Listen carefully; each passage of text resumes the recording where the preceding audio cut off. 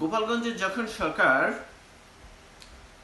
অভিযান চালাচ্ছে, সব জায়গায় যখন শান্ত হয়ে গেছে, তারপরেও যখন গোপালগঞ্জে এখন পর্যন্ত সরকার তার অভিযান পরিচালনা করছে এবং মানুষের দৃষ্টিভঙ্গি যখন গোপালগঞ্জের দিকে, সেই সময় সরকার মানবাধিকার জাতিসংঘের মানবাধিকার কমিশনের সাথে একটি সাইন করে তাদের একটা অফিস ঢাকায় করার ব্যবস্থা করে দিয়েছেন।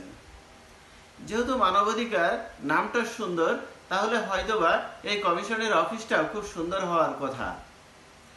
কিন্তু পৃথিবীতে 18টি কান্ট্রিতে এই মানবাধিকার হিউম্যান রাইটসের অফিস আছে। এই অফিসগুলো যদি আমরা কান্ট্রিগুলো দেখি এবং তাদের কার্যক্রম দেখি, তাহলে ভরকে ওঠার মতো কাজ। এগুলো শুধুমাত্র যুদ্ধ বিধ্বস্ত কান্ট্রিগুলোতে এবং যেসব কান্ট্রিগুলোতে যুদ্ধ বিধ্বস্ত হব ভাব কিংবা অভ্যন্তরীণ বিভিন্ন দল বা গ্রুপ, এক গ্রুপ আর গ্রুপের সাথে যুদ্ধ করে, এই সব কান্ট্রিগুলোতেই শুধুমাত্র হিউম্যান রাইটসের এই অফিসটি করে থাকেন। সুতরাং আমাদের দেশে এখন কি যুদ্ধ ভাব এসেছে নাকি যুদ্ধ চলছে, গৃহযুদ্ধ চলছে, কোনটা? আপাত দৃষ্টিতে আমাদের দেশে গৃহযুদ্ধও নাই কিংবা যুদ্ধ ভাব কিংবা অন্য কোনো কান্ট্রির সাথে আমাদের দেশে যুদ্ধ হওয়ার মতো কোনো পরিবেশ নাই। এমতো অবস্থায় কেন জাতিসংঘের মানবাধিকার কমিশন আমাদের দেশের প্রয়োজন পড়ল? বিষয়টি সূক্ষ্মভাবে দৃষ্টি দিলে সবকিছুই ক্লিয়ার হবে। তার আগে দু একটা কান্ট্রি, যেসব 18টি কান্ট্রিতে এই হিউম্যান রাইটসের অফিস আছে, তার দু একটা কান্ট্রির আমি নাম বললে তাহলে বোঝা যাবে। তার একটা হচ্ছে ইউক্রেন, যেখানে যুদ্ধ চলছে রাশিয়ার সাথে। আরো কয়েকটার মধ্যে আছে প্যালেস্টাইন, ইয়েমেন, সিরিয়া, যেসব জায়গা, চাঁদ, এইসব কান্ট্রিগুলোতে, যেখানে সুদান, যেখানে যুদ্ধ চলছে, আফ্রিকান যেসব কান্ট্রিগুলোতে যুদ্ধ চলছে সেসব কান্ট্রিতে, এবং কোথাও কোথাও জাতিসংঘের যে শান্তিরক্ষী বাহিনী মিশন আছে, এগুলো তারা পাঠিয়ে থাকে সেসব কান্ট্রিতে যেখানে যুদ্ধ চলছে, গৃহযুদ্ধ চলছে সেসব কান্ট্রিতে। সুতরাং এই কমিশনটা আমাদের দেশে থাকা, এই হিউম্যান রাইটস নামটা সুন্দর হলেও তার অফিস আমাদের দেশে থাকা, এটা আমাদের জন্য সম্মানজনক কোনো বিষয় নয়। এটা বরং অসম্মানের, আমাদের দেশকে ছোট করা, অর্থাৎ ওই সব কান্ট্রিগুলোর অন্তর্ভুক্ত করা। অর্থাৎ এতদিন যে 18টা কান্ট্রি আমি যে কয়েকটি নাম বললাম, এইগুলো কান্ট্রির কাতারে এখন আন্তর্জাতিক বিশ্ব আমাদেরকে দেখবে। সুতরাং এই কাতারে আমরা যাওয়ার মতো কিনা এটা আমাকে বুঝতে হবে। ইয়েমেনে যেখানে দীর্ঘ সময় ধরে যুদ্ধ চলছে, প্যালেস্টাইনের যুদ্ধ চলছে, ইউক্রেনের যুদ্ধ চলছে, সিরিয়ায় যুদ্ধ চলছে, সুতরাং সুদানের যুদ্ধ চলছে, যেসব কান্ট্রিগুলোতে যুদ্ধ চলছে শুধুমাত্র সেসব কান্ট্রি কিংবা যেখানে গৃহযুদ্ধ চলছে সেসব কান্ট্রিতেই এই অফিস আছে। সুতরাং আমাদের কান্ট্রিতে কোন যুক্তিতে কেন এই অফিস করার প্রয়োজন পড়লো এই মুহূর্তে, এই বিষয়টি ভাবতে গেলে, এবং যখন এই সরকার ওভার রিয়াক্ট করছে গোপালগঞ্জে, অর্থাৎ মানুষের দৃষ্টিভঙ্গি গোপালগঞ্জের দিকে সরিয়ে দিয়ে সরকার সাইন করছে হিউম্যান রাইটস এর অফিস রাখার জন্য আমাদের কান্ট্রিতে, এবং যারা সেখানে জব করবে তাদেরকে এক প্রকার ইনডেমনিটি অ্যাডভান্স দিয়ে দেওয়া হয়েছে।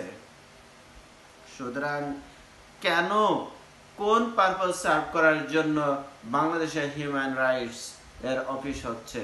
তবে এছাড়াও আরো কয়েকটি বিষয় আমরা যদি, আমাদের এই সরকারের কয়েকটি বিষয় খুবই লক্ষণীয়। এর আগে করিডোর দিতে, মিয়ানমারের বিষয়ে করিডোর দিতে চেয়েছিল সরকার, এবং খুব সম্ভবত গোপনে করিডোর দিয়ে দিয়েছে। অর্থাৎ করিডোর কি কাজে কেন দেওয়া হলো এই বিষয়টি আমরা জানি না।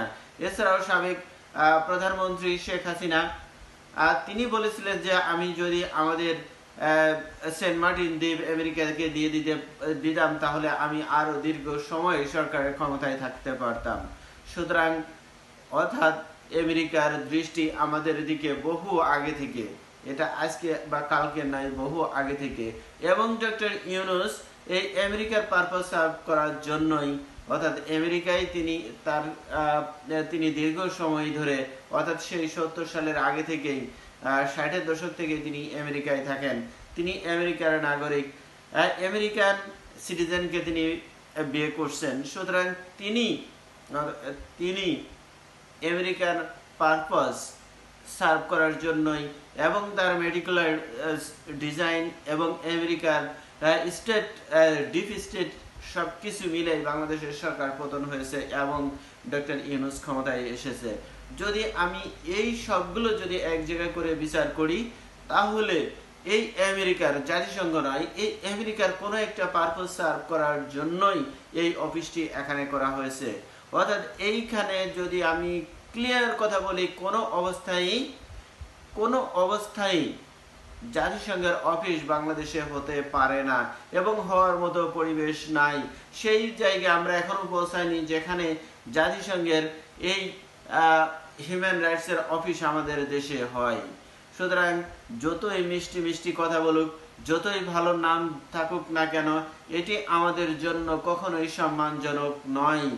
এবং আমরা যেহেতু দীর্ঘ সময় ধরে সেন্ট মার্টিনে যেতে পারছি না, সেন্ট মার্টিনের কোনো চিন্তা আমেরিকা করছে কিনা, সরকার করছে কিনা, কিংবা এদের মাধ্যম দিয়ে, এই হিউম্যান রাইটসের মাধ্যম দিয়ে, জাতিসংঘের হিউম্যান রাইটসের মাধ্যম দিয়েই ইউএনের শান্তিরক্ষী বাহিনী আমাদের দেশে শান্তিরক্ষী বাহিনী পাঠায় কিনা, কিংবা তার আড়ালে আমেরিকান সৈন্য আমাদের দেশে আসে কিনা, আসবে কিনা, এই বিষয়গুলো আলোচ্য বিষয় হয়ে সামনের দিকে দাঁড়াবে। সুতরাং আমাদেরকে আরো সতর্ক থাকতে হবে, আমাদেরকে সাবধান থাকতে হবে। কোনো অবস্থায় আমরা এই অফিস চাই না, কোনো অবস্থায় ইউএনের শান্তিরক্ষী বাহিনী চাই না, কিংবা আমেরিকান কোনো বাহিনী আমাদের দেশে আমরা চাই না। আমরা চাই না আমেরিকার কোনো পারপাস এই ইউনূস সরকার সার্ভ করুক। যা হোক, অন্য একটা সময় অন্য একটা বিষয় নিয়ে কথা বলবো। আজকের মতো এ পর্যন্তই। আল্লাহ হাফেজ।